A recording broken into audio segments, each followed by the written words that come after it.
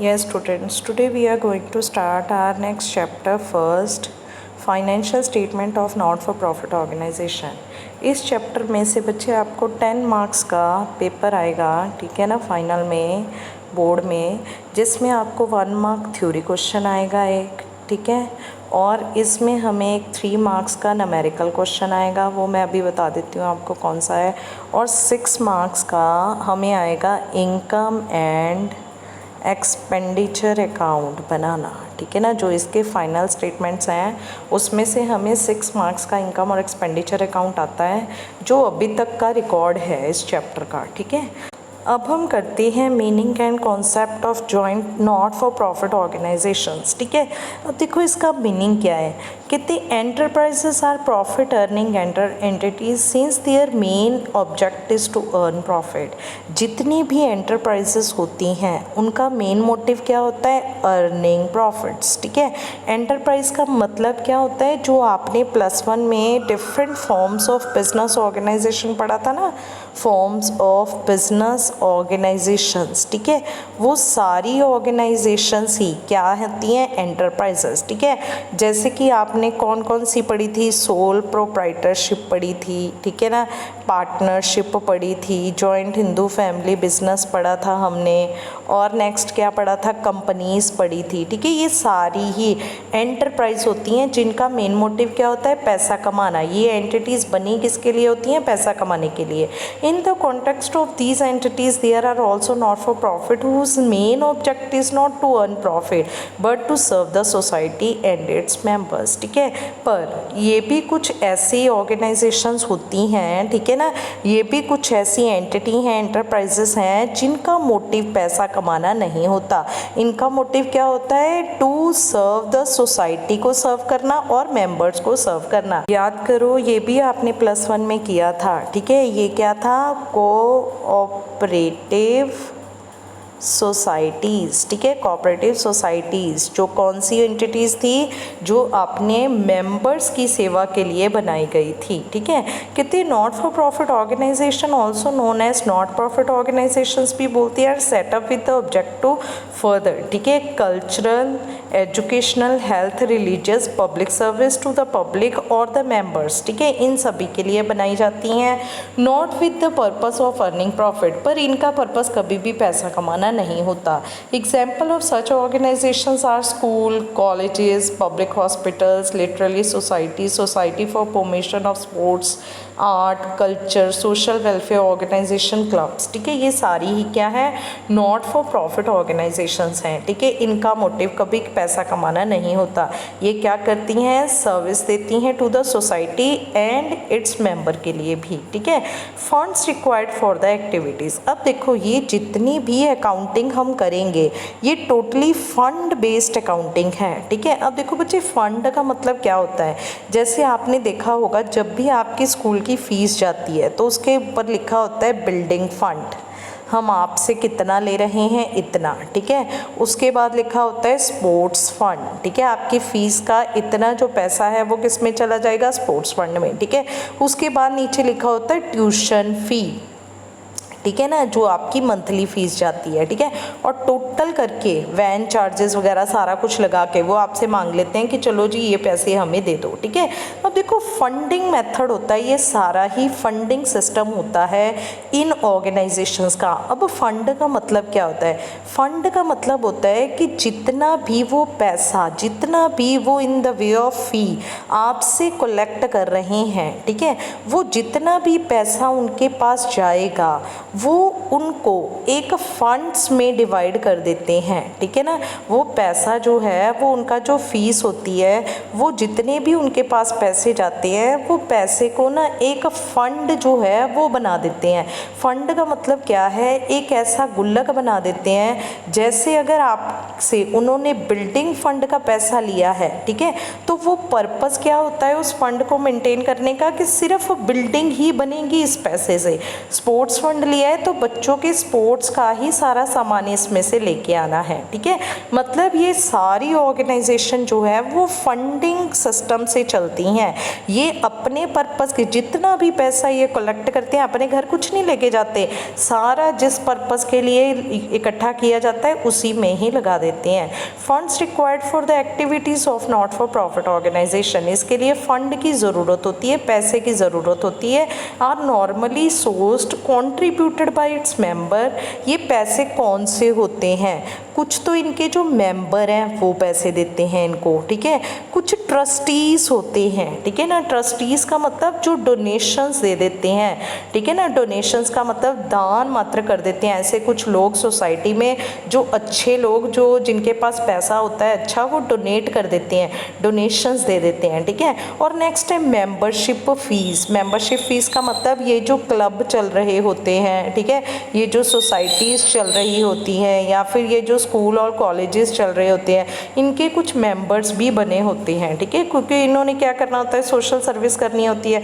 तो ये जो मेंबर्स होते हैं इनके द्वारा जो फ़ीस ली जाती है या फिर इनसे जो सब्सक्रिप्शंस आती हैं, सब्सक्रिप्शंस का मतलब क्या होता है, चंदा आता है इनके पास से, ठीक है। तो ये सारे ही क्या होते हैं, ये फंड होते हैं, ठीक है ना। ये पैसा हम जितना भी इनसे कलेक्ट करेंगे इनको इन द वे ऑफ फंड लिखा जाता है, ठीक है ना। और वो फंड जिस पर्पस के लिए इस ऑर्गेनाइजेशन में कलेक्ट किया गया है उसी में आपने यूज़ करना है, ठीक है, किसी और पर्पस से नहीं करना।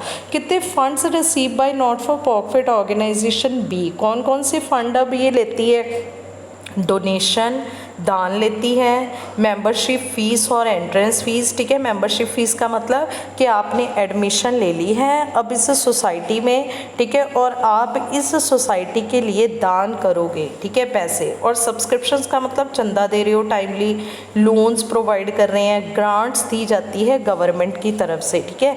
जब गवर्नमेंट आपसे बहुत खुश होती है कि चलो आप कुछ भलाई का काम कर रहे हो तो गवर्नमेंट आपको क्या करती है, दान प्रोवाइड कर देती है, ठीक है। तो ये सारे ही क्या होते हैं, फंड होते हैं। आगे जाके हम इसकी ट्रीटमेंट सीखेंगे, ठीक है। अब देखो करेक्टरिस्टिक्स क्या है इसके। एंटिटी, ये कौन सी एंटिटी होती है बच्चे, ये not for profit organisation is a legal entity है, ठीक है, सेपरेट है फ्रॉम इट्स प्रमोटर से, ठीक है। अब कितने नेक्स्ट है purpose, their purpose is to further cultural, educational, religious, professional objectives, ठीक है, and rendering services to the people at large, ठीक है।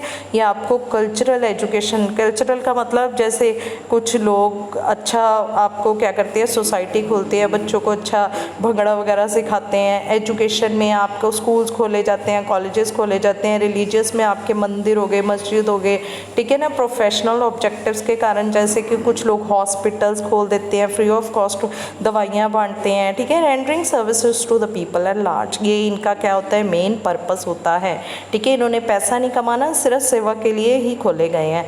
ऑनरशिप क्या, नेक्स्ट इज ऑनरशिप, कहते हैं it is setup as charitable society और ट्रस्ट, ठीक है। ये एक चैरिटेबल सोसाइटी होती है। चैरिटेबल का मतलब सिर्फ दान की मात्रा से ही हम खोलते हैं, हमारा मोटिव कोई पैसा कमाना नहीं है। Thus it is not owned by an individual or group of individual but belongs to a society, ठीक है। ये किसी पर्टिकुलर पर्सन से कंसर्न नहीं है, किसी पर्सन से रिलेटेड तो नहीं है, ना ही कोई ग्रुप ऑफ पर्सनस होते हैं, ये तो एक क्या होती है, सोसाइटी होती है, ठीक है। सोसाइटी के नाम से चलती है, क्लब के नाम से चलती है ये, ठीक है। नेक्स्ट है प्रॉफिट इज़ नॉट ऑब्जेक्टिव, ठीक है, इसका ऑब्जेक्ट पैसा कमाना कभी भी नहीं होता। Not for profit organisation does not function with the object of earning profit, ठीक है, but it does not mean that it can not earn profit. पर इसका मतलब ये नहीं है कि इनको प्रॉफिट नहीं होता, प्रॉफिट बहुत होता है। आपने देखा ही है कि मंदिरों में कितना पैसा होता है, ठीक है ना, उसमें मस्जिदों में, गुरुद्वारास में, ठीक है ना, कितना पैसा होता है उनके पास एक्सेसिव, उनके पास कितनी प्रॉपर्टीज़ होती हैं, ठीक है ना। इसी तरह से स्कूल्स में कितने ज़्यादा पैसे अर्न होते हैं, ठीक है, पर प्रॉफिट तो होता है इनका, ठीक है। इसको हम प्रॉफिट नहीं बोलते, ठीक है, इनको हम क्या बोलते हैं, सरप्लस बोलते हैं, सरप्लस। सरप्लस का मतलब फालतू पैसा, ठीक है, फालतू पैसा हो जाता है, ठीक है, पर इसका प्रॉफिट नहीं बोलते, परचेज को, जो भी इनके पास अर्न होता है। कहते हैं surplus is necessary to maintain its asset, ठीक है, पर इनको सरप्लस की ज़रूरत तो पड़ेगी ही पड़ेगी, ठीक है। क्यों? क्योंकि हॉस्पिटल है। अब ऐसे थोड़ी ना है कि दवाइयाँ सड़क पे लेके बैठ जाएंगे, ठीक है ना, तो उनको बिल्डिंग भी चाहिए है उसको दवाइयों को रखने के लिए, ठीक है ना, हर एक प्रॉपर फर्नीचर चाहिए है, वहाँ पे आके पेशेंट बैठेंगे, ठीक है। इसी तरह से स्कूल में बच्चों को फर्नीचर चाहिए है, बच्चों के लिए बिल्डिंग चाहिए, उनको प्रॉपर सिक्योरिटी प्रोवाइड करनी पड़ती है। तो उस एसेट के लिए इनके पास पैसा तो आएगा, ठीक है ना, पर वो जो पैसा आएगा वो इन द वे ऑफ फंड्स के रूप में सेट किया जाएगा इनके द्वारा, ठीक है। नेक्स्ट है surplus is use for the objective of which is setup, ठीक है। वो सरप्लस हम उस ऑब्जेक्ट के लिए जो भी हमारा पर्पस है, ठीक है, जैसे कि स्कूल्स का पर्पस एजुकेशन प्रोवाइड करना है तो वो उस सेटअप के लिए उसे यूज़ करेगा। Not the distributed among the members, member में कभी नहीं बांटा जाएगा, ठीक है ना, in the way of profits. Next है management. Not for profit organization manage by group of individual often called trustees कहते हैं इनको, जो ग्रुप ऑफ पर्सनस होते हैं या फिर मैनेजिंग कमेटी बोलते हैं, जिनके द्वारा ये मैनेज की जाती है। नेक्स्ट है funds. Funds for its operation are given by its members, ठीक है। फंड जो हैं वो इसका काम करने के लिए, ऑपरेशंस करने के लिए, डे टू डे का काम करने के लिए given by its members and donors as entrance fees, ठीक है। वो इसके जो डोनर्स होते हैं, जो इसको दान देना चाहते हैं, या फिर इसके मेंबर्स सोसाइटी के, जैसे कि एक समाज, एक सोसाइटी में कुछ बड़े बड़े लोग हम ले लेते हैं जिनके पास एक्सेसिव पैसा होता है, ठीक है, वो क्या करती है, दान करते हैं इस सोसाइटी के लिए, ठीक है। तो उसके जो मेंबर हैं या फिर डोनर्स, डोनर्स का मतलब क्या होता है, जो होते हैं कैजुअली, जो कभी कभी पैसा देते हैं, ठीक है, पर जो मेंबर हैं वो परमानेंटली होते हैं, ठीक है, source of income for not for profit organisation के लिए, ठीक है। वो किस रूप में देते हैं, entrance fees, membership fees, subscription, donation, इस रूप में उनका सारा पैसा जो है वो नॉट फॉर प्रॉफिट ऑर्गेनाइजेशन में क्या किया जाता है, लिया। Yes, it is supplemented by surplus from operations, ठीक है। अब ये क्या होता है, जो जैसे हमारे पास जितने भी सरप्लस है, ठीक है, जो सरप्लस का मतलब अब हमने क्या करना होता है, अपने एक्सपेंडिचर में से अपनी जितनी भी इनकम्स हैं, ठीक है, हम इनकम ज़्यादा है, खर्चे कम हैं, ठीक है, तो हमें यहाँ पे सरप्लस हो जाता है, सरप्लस, ठीक है। ये मैं आगे जाके आपको पूरी तरह से इस टर्म को क्लियर करेंगे, अभी आप जस्ट टर्म समझ लो, अकाउंट समझने की ज़रूरत नहीं है, ठीक है। अब देखो, इनकम जब हमारी ज़्यादा होती हैं, खर्चे कम होते हैं, तो यहाँ पर हमारे पास आ जाता है सरप्लस।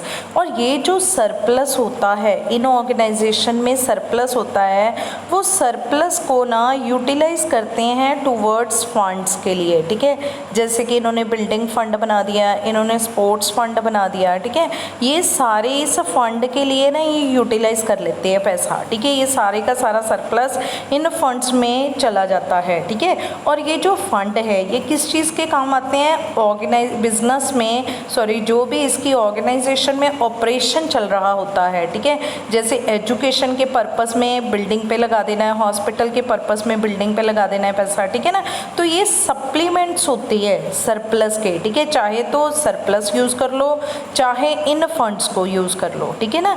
तो यहाँ पे नेक्स्ट बोला है फाइनेंशियल स्टेटमेंट्स। देखो बच्चे, जैसे कि आपने सोल प्रोप्राइटरशिप के केस में लास्ट ईयर क्या क्या पढ़ा था, हमने पढ़ा था हमारा ट्रेडिंग अकाउंट, जो इसके फाइनल अकाउंट्स थे, P&L, profit and loss account पढ़ा था, और नेक्स्ट हमने पढ़ी थी बैलेंस शीट, ठीक है। अब देखो, इन केस ऑफ, ये तो था सोल प्रोप्राइटरशिप के केस में जो आपने लास्ट ईयर पढ़ा है, but in case of not for profit organisation, ठीक है, नॉट फॉर प्रॉफिट ऑर्गेनाइजेशन जो है उसके केस में क्या हुआ, यहाँ पे हमारा ट्रेडिंग कंसर्न तो है नहीं है। ट्रेडिंग का मतलब क्या होता है, व्यापार करना, प्रॉफिट कमाना, ठीक है ना, और ना ही ये प्रॉफिट और लॉस कमा रहे हैं, ठीक है। तो इनके जो फाइनल अकाउंट्स होंगे वो क्या होंगे, रिसिप्ट एंड पेमेंट अकाउंट, ठीक है। क्यों? क्योंकि इनको टाइमली पैसे आएंगे भी और इनकी जेब से जाएंगे भी, ठीक है। तो इन्होंने यहाँ पे रिसिप्ट और पेमेंट अकाउंट बनाना होता है ये देखने के लिए कि at the end of the year हमारे हाथ में कितने पैसे हैं और कितने हमारे बैंक में पड़े हैं, ठीक है। और नेक्स्ट ये नॉट फॉर प्रॉफिट ऑर्गेनाइजेशन है, तो प्रॉफिट और लॉस तो इसका पर्पस कभी हो ही नहीं सकता, ठीक है। तो ये प्रॉफिट और लॉस की जगह कौन सा अकाउंट बनाते हैं? इनकम एंड एक्सपेंडिचर अकाउंट, ठीक है। ये कौन सा बनाते हैं? इनकम और एक्सपेंडिचर अकाउंट। और थर्ड ये कौन सा अकाउंट बनाते हैं? बैलेंस शीट, ठीक है। जैसे बैलेंस शीट आप सोल प्रोप्राइटरशिप के केस में बना रहे थे वैसी ही बैलेंस शीट यहाँ पे भी बनेगी। सेम इसकी लायबिलिटी साइड और एसेट साइड ही होगी, ठीक है ना। यहाँ पे बैलेंस शीट का सेम फॉर्मेट रहता है, बाकी जो है इनकम और एक्सपेंडिचर जो है, ठीक है, उसका फॉर्मेट कौन सा होता है? प्रॉफिट एंड लॉस वाला फॉर्मेट, ठीक है। पर इसका नाम चेंज कर दिया गया है। बाकी इसमें रूल्स जो हैं वो भी किसके लगते हैं? नॉमिनल के ही रूल्स लगते हैं। Debit all the expenses and losses, credit all incomes and gains, ठीक है। और नेक्स्ट हम बनाते हैं इसमें रिसिप्ट एंड पेमेंट अकाउंट, ठीक है। जो कौन सा अकाउंट है? जो हमने +1 में कैश अकाउंट किया था, ठीक है। ये कैश अकाउंट नहीं है, ठीक है। ये कैश अकाउंट का ही एक फॉर्म है, ठीक है, एक रूप है उसका ही, ठीक है। क्यों? क्योंकि कैश अकाउंट तो हम क्रोनोलॉजिकली बनाते थे ऑन डेली बेस, ठीक है। हर रोज हमारी जेब से कितने पैसे जा रहे हैं, ठीक है। पर ये हम ईयरली बनाते हैं, इसमें थोड़े से डिफरेंसेस आएंगे वो हम आगे जाके कवर कर रहे हैं, ठीक है। नेक्स्ट है difference between not for profit organisation and profit earning organisation में क्या डिफरेंस है? फर्स्ट क्या है? अब देखो बच्चे, जो थ्योरी क्वेश्चन आता है इस चैप्टर का वो मोस्टली डिफरेंसेस में से ही आता है, ठीक है। वो आप ये हम कह नहीं सकते, कई बार थ्योरी क्वेश्चन तो थ्योरी नाम का ही होता है, न्यूमेरिकल क्वेश्चन ही डाल देते हैं 1 मार्क्स का, ठीक है। पर आप डिफरेंसेस पक्का करके जाना, क्योंकि डिफरेंसेस के ऊपर मोस्टली क्वेश्चन आया करते हैं 1 मार्क के, ठीक है। अब देखो difference between not for profit organisation में और प्रॉफिट ऑर्गेनाइजेशन में क्या डिफरेंस है? फर्स्ट है पर्पस फॉर विच सेटअप, ठीक है। पर्पस क्या होता है? अब हमें पता है कि नॉट फॉर प्रॉफिट ऑर्गेनाइजेशन का तो पर्पस कभी पैसा कमाना हो ही नहीं सकता। So it is setup with the purpose to further cultural, इसका पर्पस क्या होता है? कल्चरल, एजुकेशनल, रिलीजियस, प्रोफेशनल और पब्लिक सर्विस करना, ठीक है। जबकि इसका पर्पस क्या होता है? पर्पस होता है अर्निंग प्रॉफिट, ठीक है, अर्निंग मैक्सिमम प्रॉफिट्स, ठीक है। नेक्स्ट है सोर्स ऑफ फंड्स। अब इनके सोर्स ऑफ फंड्स क्या हैं? इनको पैसा कहाँ से आएगा? कितने दिया? Raised by the way of membership fees, जो इनके मेंबर बने होते हैं, ठीक है ना, उस सोसाइटी के कुछ रिच पर्सन्स, ठीक है, उस सिटी के या फिर उस कंट्री के कुछ रिच पर्सन्स मिलके क्या करते हैं? एक सोसाइटी खोल लेते हैं, तो वो अपनी फ़ीस देते हैं इनको। ये फ़ीस जो है वो पीरियोडिकली देते हैं, ठीक है। और ये फ़ीस होगी सब्सक्रिप्शंस, जिसको हम फ़ीस को सब्सक्रिप्शंस कहते हैं, डोनेशन के रूप में भी आता है। Surplus from the operation, surplus from operation का मतलब कई बार इनकी इनकम ज़्यादा होती है, खर्चे कम होते हैं, तो उसमें से जो बच जाता है वो भी इनका सोर्स ऑफ फंड है, ठीक है। इसमें से हम फंड क्या कर देते हैं? बना देते हैं, ठीक है। In the balance sheet it is shown as general fund भी बोलते हैं इसको, ठीक है ना। ये जो पैसे होते हैं, ये जो फंड इसमें से सरप्लस में से निकल के आते हैं, इनको हम कैपिटल फंड भी बोलते हैं और कॉर्पस फंड भी बोलते हैं, ठीक है। ये तीनों ही एक ही चीज़ के नाम हैं, ठीक है, तीनों ही एक ही फंड के नाम है। जनरल फंड भी कहते हैं, कैपिटल फंड भी कहते हैं और कॉर्पस फंड भी कहते हैं, ठीक है। जैसे हमने सोल प्रोप्राइटरशिप के केस में किया था कि आपका जो मालिक है वो पैसे लगा कितना रहा है ऑर्गेनाइजेशन में, हमने बैलेंस शीट बनाई थी। बैलेंस शीट में हम यहाँ पे लायबिलिटी साइड इंटरनल कैपिटल दिखाया करते थे मालिक की। मान लो मालिक ने 1 लाख रुपया लगाया है, उसमें से उसने प्रॉफिट कमा लिया कितना? 20,000 रुपये, और हमने उसकी ड्राइंग्स जो हैं वो माइनस कर देते थे 10,000 रुपीज़, ठीक है। और फिर हम क्या कहा करते थे? पहले तो देखो मालिक के 1 लाख देने थे, अब उसने प्रॉफिट कमा लिया तो बिज़नेस कितना देगा उससे? 1,20,000, जिसमें से वो 10,000 निकलवा के ले गया, तो इट मीन्स बिजनेस अब उसे कितने पैसे देगा? नेट 10,000 रुपीज़ देगा, ठीक है। ये मालिक की क्या थी, लाइबिलिटी थी, ठीक है। But in case of not for profit organisation ये कैपिटल नहीं होती जो हमने अपने मेंबर्स को वापस करने होते हैं, ठीक है। ये कैपिटल नहीं चलाते, ये not for profit organisation capital की जगह क्या बनाते हैं, कैपिटल फंड्स बनाते हैं, ठीक है। ये कौन सा होता है, फंडिंग सिस्टम है इस ऑर्गेनाइजेशन का, ठीक है। तो ये जो कैपिटल फंड होता है, कुछ क्वेश्चंस में आपको जनरल फंड भी लिख देगा, कुछ क्वेश्चन में आपको कॉर्पस फंड भी लिख देगा, ठीक है। ये एक के ही नाम है, ठीक है। ये क्या है, सोर्स ऑफ फंड्स हैं, ठीक है। ये साधन है जिससे वो पैसा इकट्ठा करते हैं।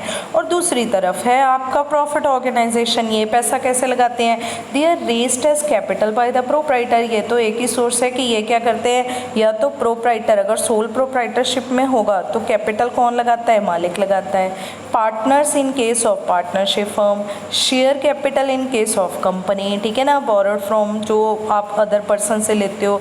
और profit not distributed to partners and share holder are shown as reserves, ठीक है। रिजर्व का मतलब क्या होता है, अब इस केस में देखो, जैसे कि आपने प्रॉफिट कमाया है, आपकी ऑर्गेनाइजेशन ने 1 लाख, ठीक है, जिसमें से हमने 80,000 तो अपने सोल प्रोप्राइटर के अकाउंट में ट्रांसफ़र कर दिया कि ये ले जाओ जी आप, ठीक है ना, ये आपका पैसा है, ठीक है। जो भी हमारा सोल प्रोप्राइटर था, हमारा मालिक था, उसके अकाउंट में डाल दिया। और 20,000 हमने बिजनेस में ही रख लिया है, ठीक है। क्यों, क्योंकि वो सोच रहा है कि इस 20,000 का मैंने फ्यूचर में क्या करना है, एक न्यू प्रोजेक्ट लगाना है, ठीक है। तो ये जो 20,000 हमने बिजनेस में ही रख लिया है, इसको हम क्या बोलते हैं, रिजर्व बोलते हैं, ठीक है ना। ये को चीपेस्ट सोर्स होता है, चीपेस्ट सोर्स होता है, ये सोर्स होता है हमारी किसका, चीपेस्ट, सबसे सस्ता साधन है। क्यों, क्योंकि इसके ऊपर बच्चे, जैसे कि यहाँ पे है सोल प्रोप्राइटर है, इसको भी हमें ब्याज देना पड़ता है, जैसे कि इंटरेस्ट ऑन कैपिटल 10% दे दिया, ठीक है। पर ये सबसे सस्ता साधन है, यहाँ पे किसी को ब्याज भी नहीं देना पड़ता, ठीक है, चाहे वो इंटरनल ही क्यों ना हो, ठीक है। तो यहाँ पे इसे चीपेस्ट, सबसे चीपेस्ट सोर्स ऑफ फंड्स बोलते हैं, ठीक है ना। ये फाइनेंशियल सोर्स का सबसे सस्ता साधन है। नेक्स्ट उसके बाद है फाइनेंशियल स्टेटमेंट्स। अब कहते हैं इसकी फाइनेंशियल स्टेटमेंट्स क्या होती हैं, हमें पता है, रिसिप्टेंट पेमेंट, इनकम और एक्सपेंडिचर और बैलेंस शीट, ठीक है। नेक्स्ट उसके बाद जो प्रॉफिट ऑर्गेनाइजेशन है, उनकी final statements trading, P&L and balance sheet होती है। नेक्स्ट है सरप्लस, कहते हैं जो balance of income over expenditure, ठीक है ना। अभी जैसे मैंने आपको बताया है कि यहाँ पे हम प्रॉफिट और लॉस अकाउंट नहीं बनाएंगे जैसे हम इसके केस में बनाते थे, ठीक है। यहाँ पे हम क्या बनाएंगे, इनकम और इनकम एंड एक्सपेंडिचर अकाउंट बनाएंगे, ठीक है। रूल नॉमिनल के ही लगेंगे, all expenditure debited, all incomes credited, ठीक है।